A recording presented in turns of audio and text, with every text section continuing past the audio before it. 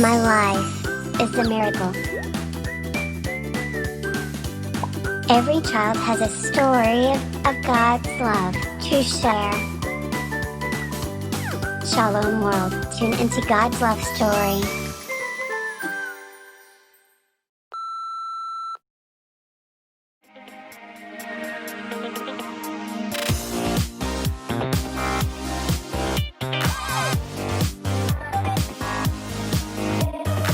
What are some of the challenges men face with regards to sex and relationships? And most of all, what does it even mean to be a man of sexual integrity? I want you to join me as I speak with international experts. Supercharged. And no, I'll still be. Advertising. They don't want us to. We'll tell you. My name is Paul Ninnis, and I want to welcome you to this series of Real Men.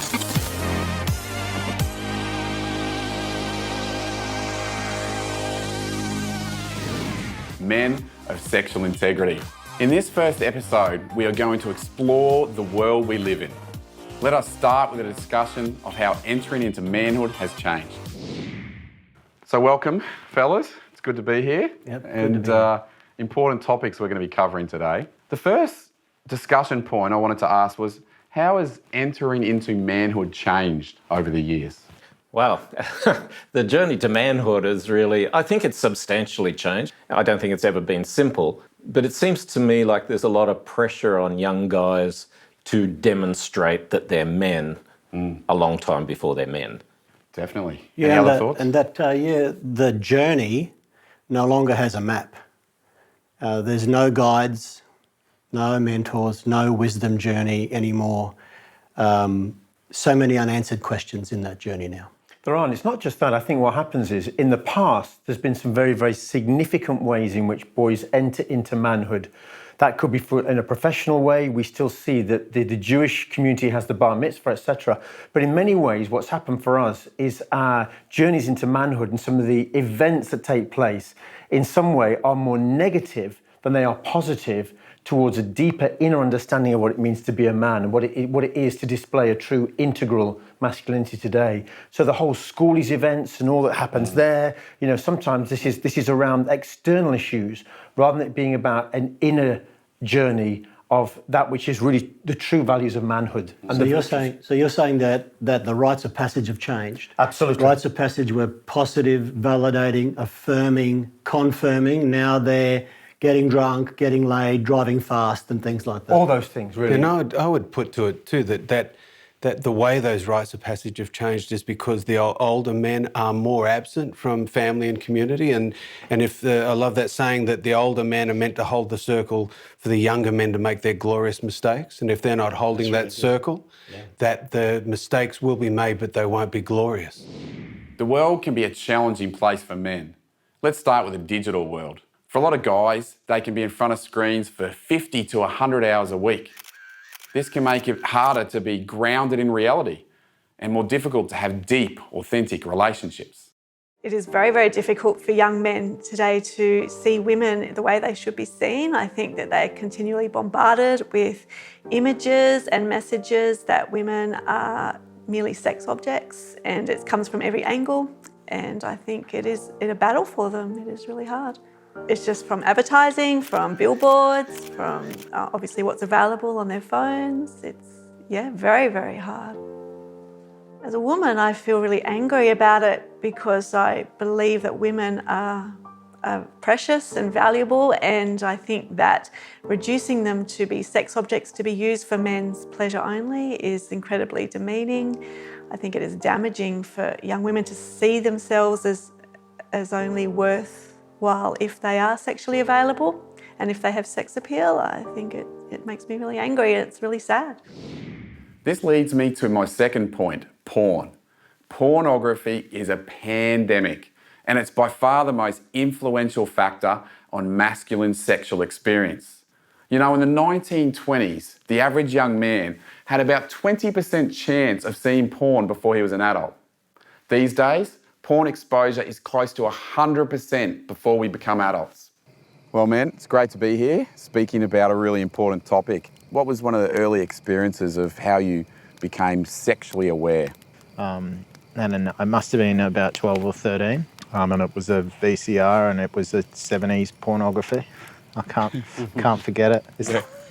So yeah, it's pretty. Why was it so impacting?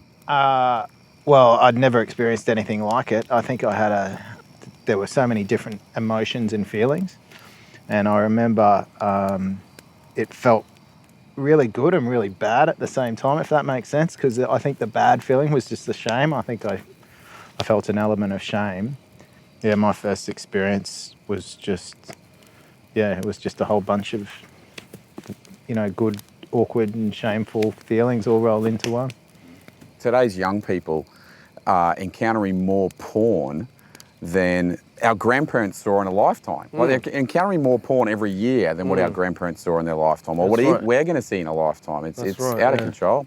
I think some of the biggest challenges would be simply when we talk about porn and there's like a negative connotation around that, so it's quite a taboo subject. But if we're honest, I think a lot of the content that young people are seeing these days is actually pornography. We're seeing a lot of nudity, we're seeing a lot of sex scenes that are fully naked, showing a lot of things. And I think some of the things that young people are seeing today is possibly more hardcore than some of the pornography I was exposed to, which was classed as pornography when I was much younger.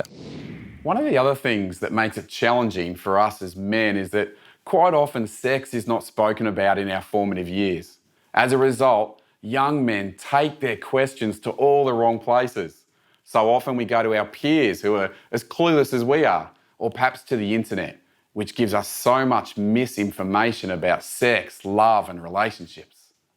There's probably more confusion than anything else. I mean, I grew up in a Christian home, going to church, got saved when I was 8 years old. So, my parents, bless them, they're pretty awesome. I love my folks now, but I've talked through this with them over the last couple of years only. But just my parents gave me no input. And I don't blame them because they had no input. So there was no real education on this. Like, where do we go with this? What do we do? They never got taught how to talk to us. Sex, the S word, never got mentioned in my home. So anything I stumbled on or found was like, I had to figure it out myself. I went to a boys' high school and same, magazines got passed around and you saw this stuff and the guilt and shame of what do I do with this? Didn't have a clue. So you just navigate your own way. Did anyone have parents who helped them navigate into, their masculine journey into through puberty? Kind of. My parents gave me the talk. We sat down. It didn't go for very long. And then they gave me a book to read. And I wasn't much interested in the words. I think I remember going to the diagrams a lot. Yeah. I never went to them after that one experience. It seemed like the conversation was over. They gave me the book and off I went, and that was it. Can I ask you, we're all a little bit older now, what do you think the experience is of a young person today? So a teenager or a 10-year-old boy perhaps. What do you think it's like for them being raised in today's world? Oh, very challenging from my perspective as a Christian parent. I'm very concerned. Young people today, it's not just pornography. It's just the sexualized world we live in. It's on TV, it's in ads, on the buses. The advertising's everywhere. To be completely honest, I think it must be really exciting to be a young person today, or a young boy. Remembering how interested and curious I became, if I had the kind of content and TV shows and movies and that kind of stuff readily available to me when I was younger. But I think as a young person, maybe really exciting, but also really confusing. There's so many mixed messages out there. On the one hand, there's so much sexualization. But on the other hand, you also hear all these messages at the same time about what a healthy relationship looks like, what a respectful relationship looks like. I would be, if I was a young person today, really confused, but also really thrilled. I watch things on TV that are highly sexualized, and I just sit there going, this is about like the level of a 12-year-old who's going through puberty. It's immature sexuality, and we're better than this. We need to get over that, and we need to grow up into mature sexual responses. And the world's not letting us do that because they're kind of playing with this stuff. They're making lots of money out of this stuff. The porn industry's making a lot of money out of it. They don't want us to grow up out of that. They don't want us to have good and whole relationships. They want us to stay in a very immature place. Another reason why this topic is so challenging is abuse. About 1 in 10 males will have experienced childhood sexual abuse. Now, we're never going to know the full scale and the damage of childhood sexual abuse, but what we do know is that it can definitely have an impact on our adult behaviours. I used to be scared. I used to have a real fear, and that's also what drove me to try sort out my own issues. So I would catch my oldest son looking at stuff, and I so wanted to help him. But I spoke to him about it. We walked alongside him, and we had the software, and I realised, well, heck, I'm still looking at stuff. How am I going to help my son? So that drove me to look for some answers, and I just really wanted to help him, and I needed to find a way of helping him. Now, with the way we've got wearables and movable devices, is the kids get access really quickly to things that are beyond imagination, especially theirs. And I think that is a critical change that for older people that weren't grown up as cyber citizens, we're really playing catch up. I look back 4 decades ago. It was a huge effort to go and access anything that was even slightly pornographic. It was hard work, and it cost you, and there was a sense of shame or a difficulty or a challenge. You got to have money. Today, it is so omnipresent. It's absolutely everywhere. The challenge we have is how to deal with our 8, 9, and 10-year-olds and what they're being exposed to, if they've not been exposed to stuff previously through clicking around on TV channels and the rest of it. And I think one of the challenges we have today, particularly dealing with our young men, is it's not that this discovery of their sexual persona isn't really important and to be affirmed and to be blessed. It's just the context has changed. And that's where technology in some or other becomes the tail that's wagging the dog. Basically, the technology and its contents are now beginning to define a person's identity. I've been blessed with the opportunity of speaking to thousands of men, and I always try to remind them that it has never been a harder time to be a man. It is so hard with the amount of temptation we face, but also with the mixed messages that we receive about masculinity. Yeah, a lot of young men used to find their manhood at pubescent. So they would discover something in them, this fire, this energy in them, when they became pubescent. But now a lot of young men and women are discovering their maleness and femaleness pre-pubescent. They have no journeyman now. They have no wise leaders, no guides for this incredibly more complex roadmap. And now they journey alone, alone and in loneliness. I think loneliness is the crisis.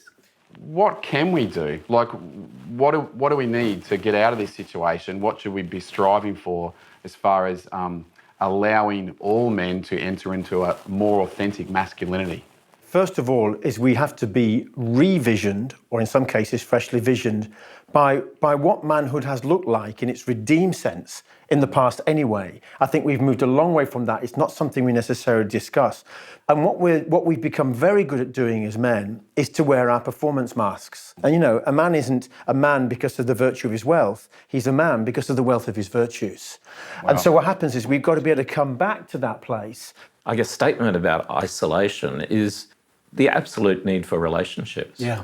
You know, authentic relationships, or relationships, as James has just said, where you can be who you are and actually share the journey, whatever that journey is, because the pathways are quite complex today. And so I think one of the critical factors is the capacity to build relationships, even if they seem a bit structured or abnormal to start with, because right from a young age, young men find themselves isolated, and particularly in this area of sexuality. Yeah. And if pornography is teaching them about sex, they have a whole wrong foundation. Yeah.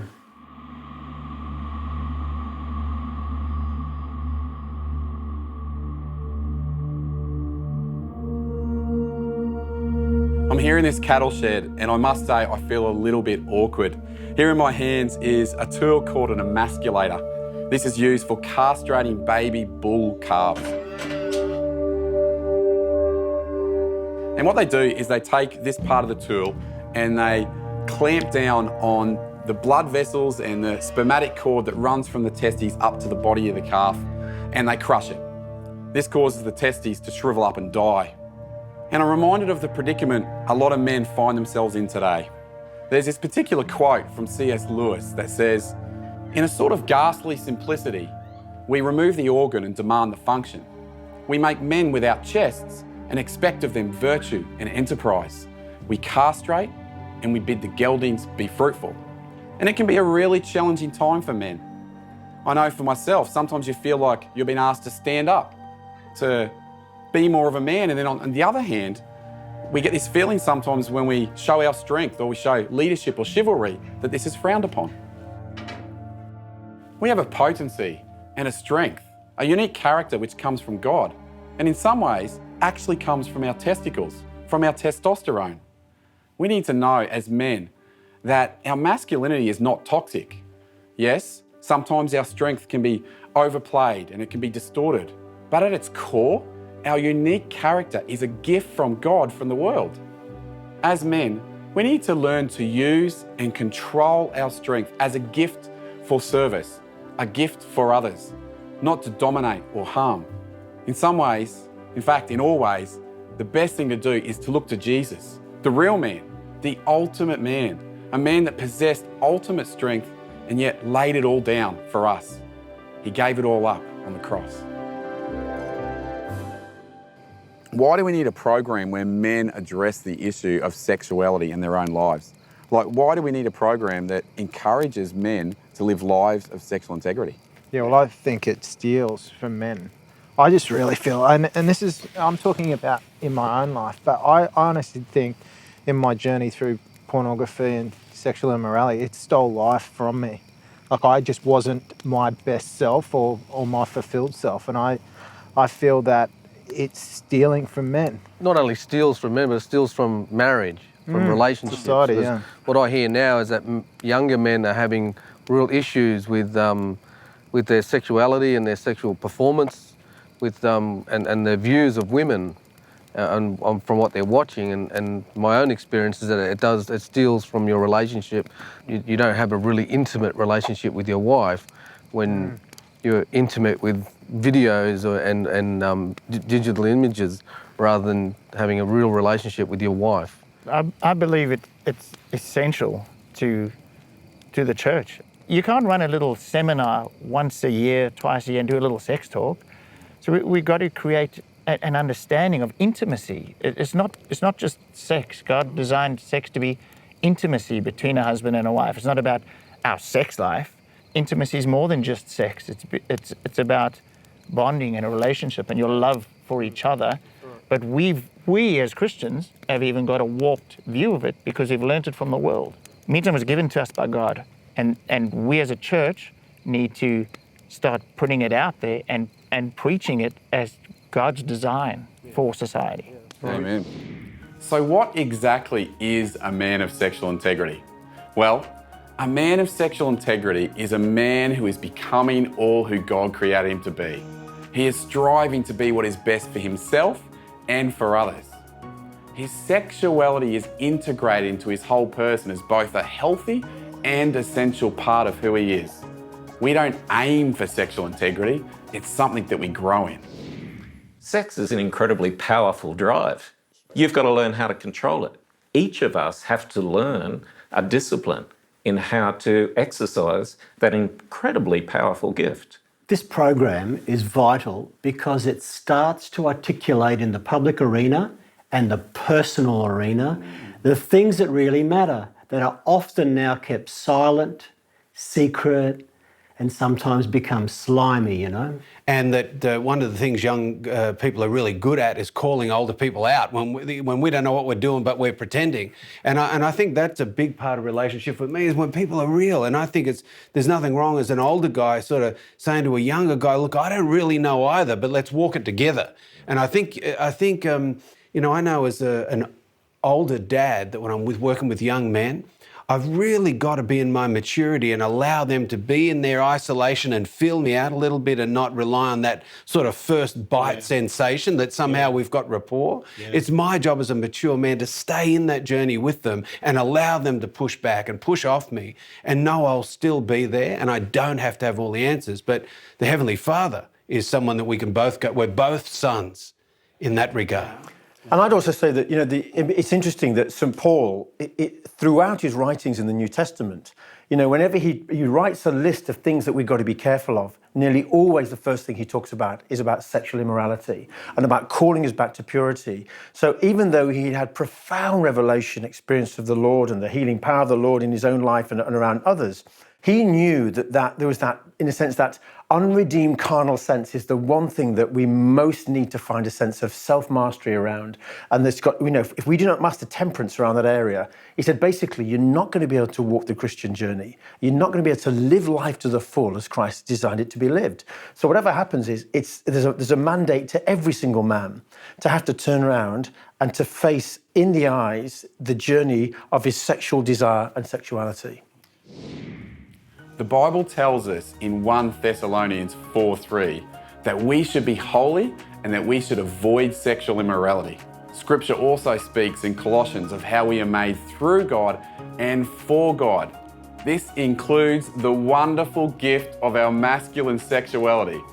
This is why every man, and I mean every man, needs a process of discipleship with regards to his sexual integrity.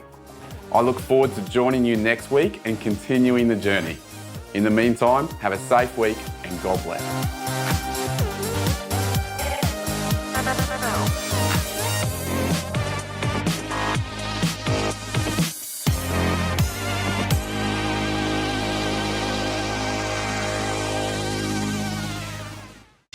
A lot of talk in our church today about the new evangelisation, and we might ask, well, what's new about the new evangelisation? One thing that's new is that we're trying to renew the faith in people who should already be Catholic, should already be Christian. Individuals, families, communities, whole cultures that need to rediscover the gospel. And so what's new is that they're getting a new shot in the arm of faith, of evangelisation. Another thing that's new about it is the way that we do that. And the new media and groups like Shalom World TV are very important for bringing the gospel anew to our cultures, to our families, to each of us individually. And so I encourage all the viewers of Shalom World TV, and I encourage Shalom World TV themselves to keep up the good work, to keep watching this channel and to keep up the good work of presenting the Catholic faith to our world today.